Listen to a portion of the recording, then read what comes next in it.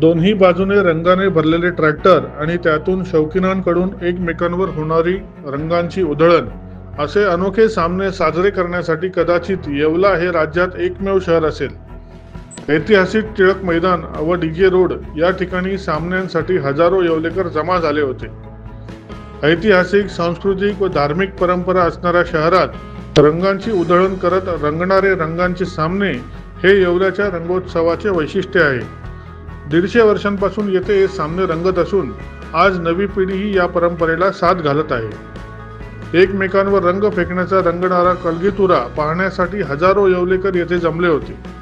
आजूबाजूच्या गावावरूनही नागरिक हे सामने पाहण्यासाठी येत असतात। एकाच वेळी आमने सामने 15-20 ट्रॅक्टर येतात आणि एकमेकांवर रंग शिंपडण्याची जणू स्पर्धाच असते।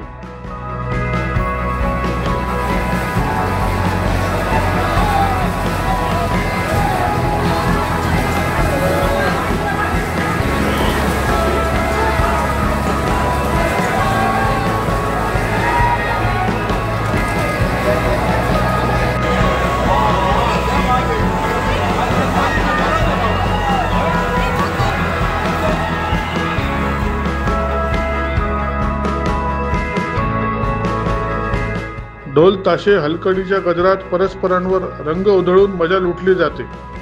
150 वर्षांच्या या परंपरेत सुरुवातीला हे सामने बैलगाडीवर रंगांचे टीप ठेवून खेळले जायचे।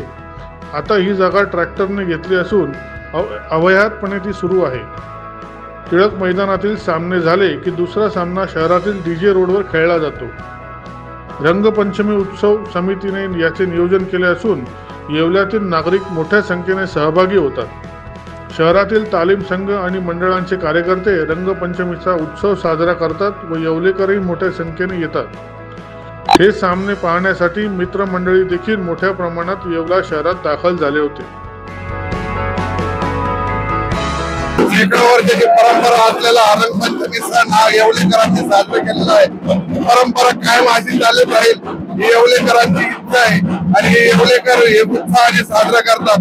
ही रंगपंचमी ही मोठ्या हिमतीने आणि सर्वांच्या विश्वासाने संपन्न केली जाते। ही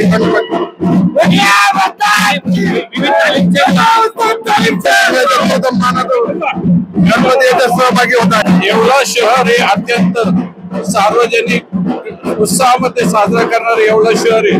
तात्या टोपेचं जन्मगाव आणि त्यामुळे आजपर्यंत तरुणांनी जे मोठ्या उत्साहाने 200 वर्षापूर्वीची परंपरा आज सांगायला चालू ठेवलेली आहे आणि अत्यंत आनंदामध्ये यावर्षी रंगपंचमी येवले शहर साजरे करेल असे मी ग्वाही देतो।